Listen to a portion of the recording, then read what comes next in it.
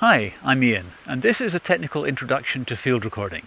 In this episode we're going to look at some of the equipment we need for field recording.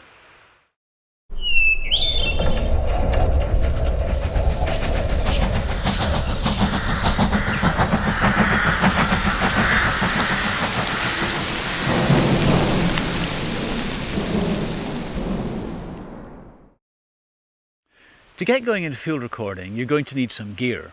This doesn't need to be top of the line insanely expensive stuff, but I guess I'd say more than just a phone, although a good phone with add-on mics could actually be a decent system.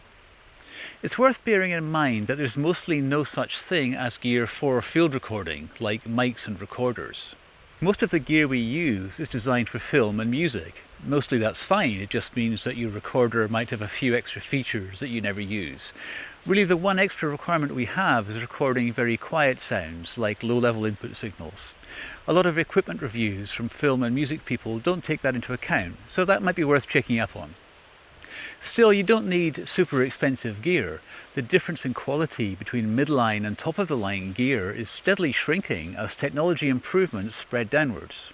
Of course, the microphone is the business end of your system, so that's a big deal. So I'm going to deal with microphones in a separate episode.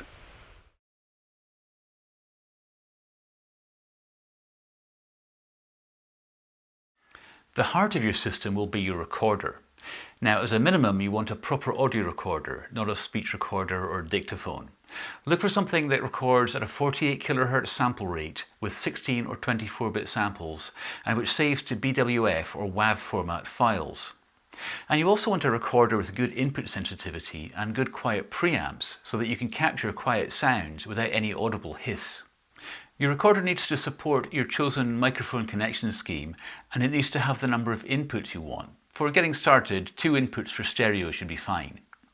Setting levels is a very important part of recording, so think about whether the recorder has dedicated knobs for levels, or will you be setting levels by pressing buttons or in menus.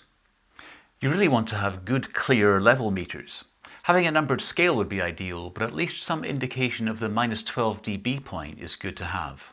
For field recording, a long battery life is another nice thing to have, and personally I would prefer a recorder that takes a standard battery type like AA's. You should also check that the recorder provides power for microphones, but it almost certainly does. Pretty much all recorders have a USB connection, but don't assume that these are all the same. USB is a mess, so check your recorder's specs for what features it actually supports over USB. It will almost certainly do data transfer to get your files off the device, but it may or may not allow you to power the device over USB. USB powering can be really handy as it lets you very easily supplement your recorder's battery life.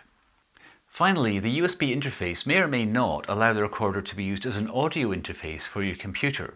This can be very handy for voiceovers and the like, but it might not matter so much to you. One last thing to consider is your recorder's form factor. Is it baggable or a brick?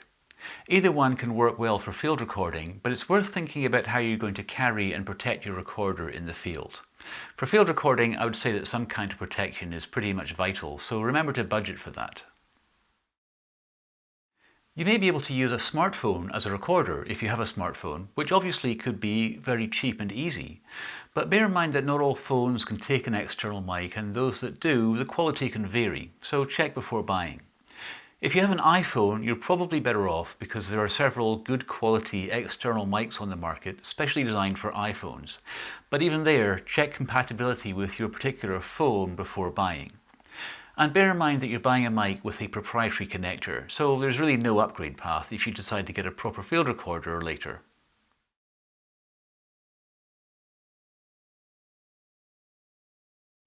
Of course, if you're going to use separate mics, then you'll need appropriate cables to connect them to your recorder. And if you want to keep yourself out of your recordings, then it's worth thinking about a set of long cables.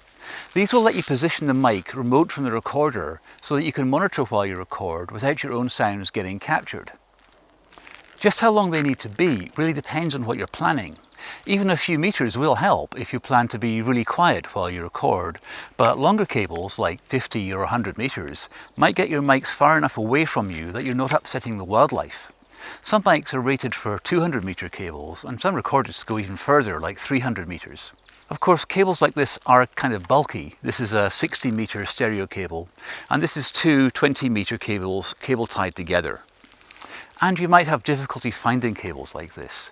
In the end, it may be easiest to make them yourself, so a little soldering skill might be helpful.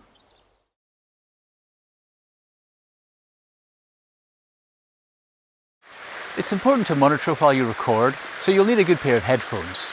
But as well as that, listening while you experiment with different mic setups and positions is a great way to learn how to get the best recording. Closed can-type headphones are the best, as they'll shut out extraneous noise and let you really focus on what's coming through the mics. Earbuds can work if that's all you have and if you really know your source. Noise-cancelling headphones are generally not recommended because they have a funny frequency response. You should monitor through the whole recording if you can, but if you do take your headphones off, turn them down or unplug them to prevent feedback.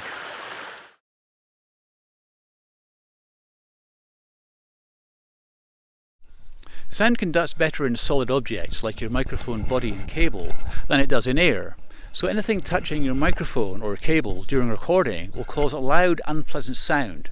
This is called handling noise, and we need to get rid of it. The simplest way is just to make sure that nothing's touching the mics, so if possible put them on a tripod or something during recording and just leave them alone. You need to make sure that nothing moving is touching the cable as well. If this isn't practical, then a suspension can isolate the mic and provide a level of protection. It needs to include a cable clamp to block vibrations coming up the cable. This isn't perfect and you still need to be careful about handling, but it can help a lot. There are plenty of cheap elastic suspensions on the market, and these can work well. Just be sure to carry spare rubber bands, as they do break. Rycote's Lyre system is a bit more high-tech, and it's also very well reviewed and robust. Be aware of your microphone's dimensions, as there's no standard for the diameter of a microphone shank, so check before buying. Also think about the weight of your microphone. A heavier mic, like a stereo mic or a long shotgun, might need a beefier suspension.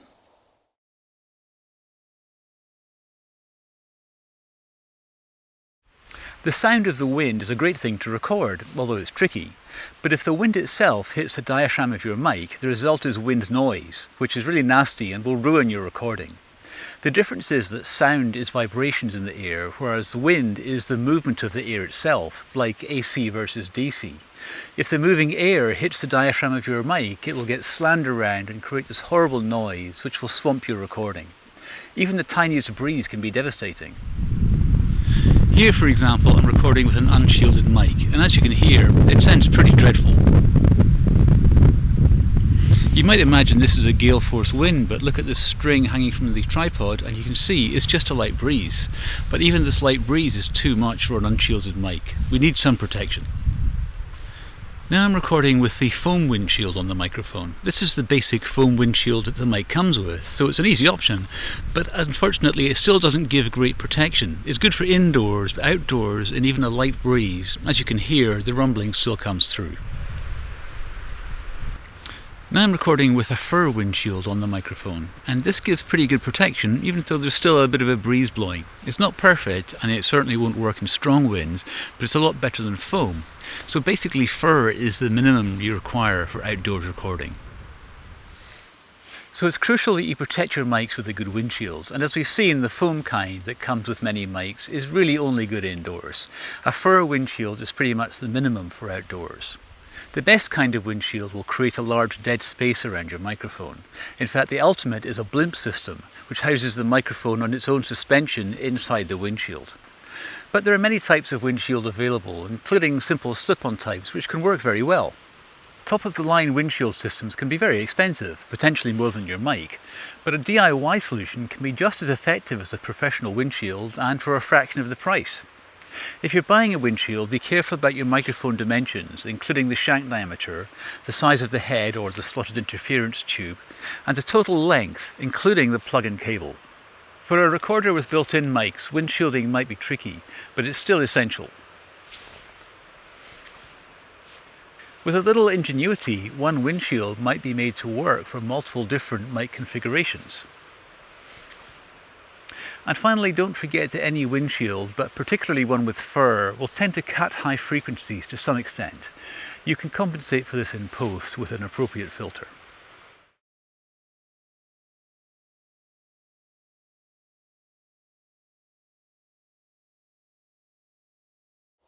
The best way to eliminate handling noise when recording is to not handle the mic. In other words, put it on some kind of support. Normal mic stands are designed for stage use and don't really work well on rough ground, but photography gear can be very useful here. Generally, I use a little lightweight camera tripod when recording and I find it works great and it's very portable. Then again, for a semi-handheld approach, a monopod might help stabilize the mic and it's even more portable, though of course you do have to keep hold of it. Other photography gear like clamps and so on can also be very useful and are very easy to have around. One problem with this is that microphone supports are generally based on a 3/8" thread or 5/8 in the USA, and photography gear usually works with a 1/4" thread. You can easily solve this with some thread adapters that you can buy online, and given how fiddly these are, I would usually have a bunch of them in my gear bag. Other types of support might be useful too. A boom pole can be used to get a microphone close to a source of sound, like for example over waves on a beach. And if you're hand-holding, a good hand grip and suspension with a cable clamp will really help. A stereo bar can turn any pair of mics into a stereo array. Generally you'll need to lift one mic above the other, for example in XY recording, so you might need some kind of spacer on that. And you'll probably need some thread adapters as well.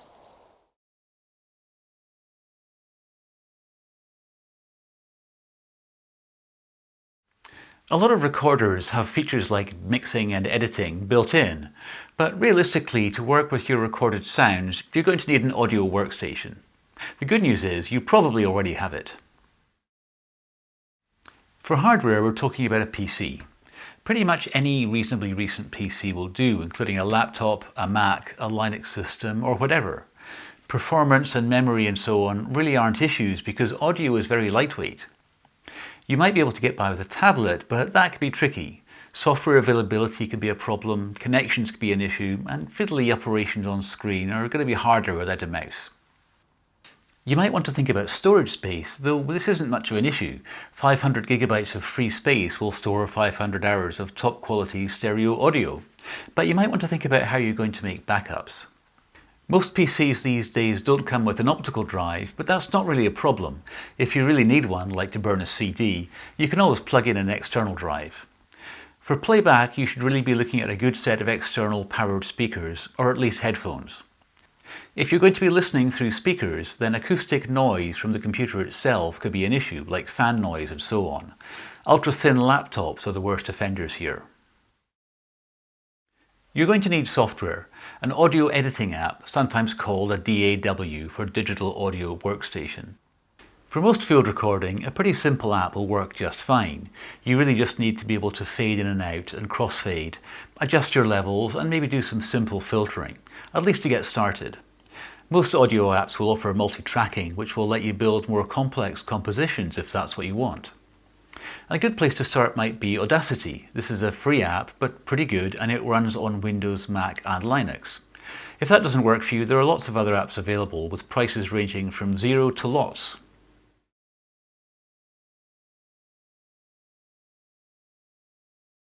So there's a lot to think about in terms of gear, but don't let this be too off-putting. Really all you need to get started is a recorder with built-in mics, a windshield and some headphones. And don't forget that there's plenty of used gear around which can be very good. Even some pretty old gear can still be great. Maybe not this old. So scrape some kit together and get out and get practicing.